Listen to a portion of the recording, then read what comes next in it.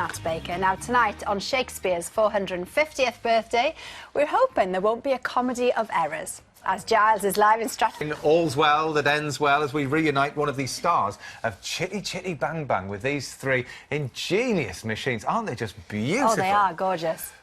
Plus, speaking of gorgeous, Christine will be announcing the winner of our garden competition. But we hope her decision is as you like it at home. Is this going on a bit? How many Shakespearean references can we get into this opener? I don't know. I'm feeling they're paying. Well, on the sofa, two gentlemen of Verona. Well, Edinburgh and London, actually. It's Nicky Campbell and Nigel Havers. Good to see you, lads. Hey! Good to have you with us. Yes, now, we know that before you... I do anything, Oh, go on, hang on. I've just got to say this. You were so brilliant to go up that mountain. Nigel! Oh, yes. I burst into tears when you did that. I cannot believe you did that. You're the bravest girl I've ever met. Oh, that's lovely. Go on, Nicky. I was going to say exactly the same thing. They did call him... They don't come braver than this girl. I mean, he was in a show called The Charmer, wasn't he? Yeah, well, that was. I thought you would have had some kind of appropriate Shakespearean lilt for this moment, you know? You could have... Shakespeare, 450. I know. And You it's were on being the radio performed this morning. somewhere in the world right now. People are doing Shakespeare. Well, yes. Incredible, really. Favourite plays, then? Have you played The Dane? I haven't. But it's always... You never know. The audience didn't laugh that much. But I do... My favourite of all, probably, is Richard II. And that's because I did a production of it years ago when I was started off, and Ian McKellen was Richard. So I heard it every night for, like, years. But it was just beautiful. And Nicky, on the ground. You've done a little bit, haven't you, Nicky, at Univer, back I in the day? used to do a little bit of acting at university with my great friend Ian Glenn, who's now incredibly successful, great film actor. So what happened? He was better than me. But to be honest, I once had to kiss him in a play, actually. All right. Yeah. Oh. What do you mean, How was that? Well, no. But how was it? Well, it's fine, because I know he went on to act with Nicole Kidman in the Blue Room, so I have this thing, I've kissed somebody who's kissed Degrees Nicole of Kidman. separation. Yeah, exactly. It's very note of that. Very good. Well, on the old Shakespearean thing, we have a Shakespearean writing challenge for you at home. We want you to try and summarise your favourite Shakespearean play in just 25 words. OK, now get ready for this, because here's an example. This is Alex. Actually, let's not say what it is. You can See guess. if you can work it out. OK. Ready? Here we go. Italian teens fall in love, but their families can't stand each other, plan to elope, die mistake, should have gone on Jeremy Kyle. Yes, Jeremy Kyle would have sorted that out. Can you imagine? Fly, fly, my lord. Yes, very... You know Which what one? it is, then. Of course, it's... Go on. Which one? Romeo. Romeo and Juliet. Romeo and Juliet. Very good. Very I good, thought they very didn't good, get it from me. Very good. Very good. No, it was exceptional. It was a wonderful piece of work. The part Well to done. play in that is Mercutio, though. Oh, yes. Yes, that's the show-off part. Have you played that? No. I've always wanted to, but no one came There's around. still time for the call, Nigel. Because he Still time. dies in the sort of... You can be in the dressing room for all the second half. There we are. Which Well, like the idea. come on. Well, we'd love to be bombarded by your offerings tonight, so send in your short and Shakespearean plays to the usual address, and we'll read some out during the show, won't we? We'll Pepper them through. We will. There we are. Now, the...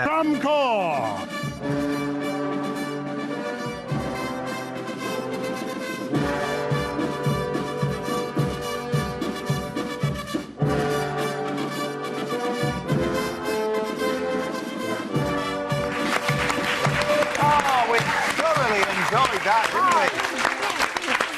We had everything. Yeah, and I loved, like, Giles was like Annika Rice running through Scotland. It was amazing. Annika, Giles, Annika. You never know. So earlier on, we asked you at home to summarise Shakespeare's plays in 25 in 25 words even. And we've had the first one. Nigel, would you be kind enough to read it for us, please? Teenage prince is told by ghost of his dad to kill his uncle. Spends the rest of the play confused about it. Everyone dies. That's Tegan from Aylesbury. Oh, hang on. Everyone that is, dies. Not quite true, but what do you think that one is? I'll just do it Hamlet? again. Teenage prince. Prince? Yeah, go on. So who could that be? You really don't know Shakespeare. Teenage prince told by ghost of... Oh, Macbeth. No. Oh, Hamlet. That's it. Yeah. Oh, no, I said Hamlet. You did say Hamlet. Yeah. Oh, I'm so sorry. I'm sorry, I thought you said no. Oh, I said no, I said yes. Anyway, let's But move no on. wonder you look confused. I'm sorry. I'll tell you what, let's talk about the importance of being earnest, Yeah. shall we? Yeah. Your No, perfor- funny enough, yes, I mean, Oscar Wilde is the sort of comedy I mean, I know Shakespeare, superb, brilliant, as we know. Yes. Oscar Wilde, brilliant, superb comedy. And what happened was, in 1982, I did The Importance of Being Earnest at the National Theatre with Martin Jarvis. Yes, that's Yes. right. And when we finished our run of there, a year and a half or so, we said, we must do this again. We must do it, because, you know, we're just getting the hang of it, really. And 32 and a bit years later, we want to do it again. We're doing it again. Right. Because, yes, in the nicest possible... it is about, you know, young bachelors, isn't it? It is. With the greatest Yes. respect. But you see, what we are these people. Oh, that's... There you And are. what we are, we're members of a company called the Bunbury Company of Players. Right. And we are doing our dress rehearsal at Lavinia, which is Lady Bracknell in the play house, played by Sian Phillips. Oh, lovely. Sian Phillips, yes. Yes, love Sian Phillips. Yes, and so Simon Brett has written a prologue to explain that we do this play quite a lot, really, and Yes. by popular demand. So we're doing the little dress rehearsal before the play opens, and then when you come to the second act of the play, it's all like Arcadia, it's all beautiful and wonderful. Okay. I don't know whether I explained it properly, but I promise you, I know we're a little old for these parts. But you found a way around it. Fantastic. Good. Because you get two plays, you get one of the setup, Yeah. and then you get the play itself. So why then did you and Martin decide, right, we must do this play again? What was the reason? You Because thought it's we'd go such back? fun to do. Right. And we did behave quite outrageously, and I'm sure I'll do that again. I used to make... Oh, in what way? Yes. Well, I used to make... In the first act, when Lady Bracknell refuses him to... Well, he wants to marry his girlfriend, I play off stage. I play Here Comes the Bride, and he used to run up stage and say, stop playing that ghastly tune, Algy. And I'd stand in the wings dressed up in some different costume and make him laugh. And then one night he said to me, you know, those costumes are getting a little dull. Okay. Right. So- Really? Oh, hang on a minute. Stand So by. that night, I stood there completely naked. Yeah, which did is that. amazing. I had 4 people to dress me. I've only got 4 or 5 seconds to get back into costume. But Martin didn't know how to... He couldn't speak, in fact, for some time. He stopped the show. I bet. He was And 'cause crazy. it looked like it was his fault, because he was the one not speaking. I was fine. Now, Nigel, I want to ask you on this point of one of our finest TV actors. Have you heard about all the controversy over Jamaica Inn? I have. And the mumbling and Yes. everything that's been going on. So, Yes. yeah, what are your... what's your take on all of that? I couldn't understand a word myself, actually. Really? You tried to- you but tried I to watch it? tried turning up the volume, which is always so helpful. Yeah. But there was something wrong with the sound. I mean, there really was, I think. So, as an actor, I mean, that Yeah. must be incredibly I frustrating. mean, sometimes in drama these days, you know, you do get a bit of mumbling.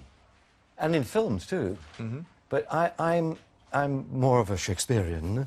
I think... And also, the sound guys spend so much time and effort getting the sound right. Yes. That it's Yes. just a real shame. I know tellies have got bigger, haven't they? Television's got They much have. bigger. But the speakers are still quite small. Right. I never quite I understand think that. they've sorted it yeah, out it's a good now. point, actually. Yeah. They Very have good point. sorted it, so that's good. Now, the Easter weekend, thank you, Nigel. The Easter weekend should have been a bumper time for businesses in the... See, sure it'll take off. Now then, an exhibition celebrating the amazing inventions of Roland Emmett opens next month at the Birmingham Museum and Art Gallery. Now, Roland was the real-life Caractacus Potts who supplied and created the crazy contraptions in the children's film Chitty Chitty Bang Bang. They are absolutely beautiful. Now, Tim, you are organising this exhibition, so why now? Well, because despite the fact that Emmett was extremely famous during the Second World War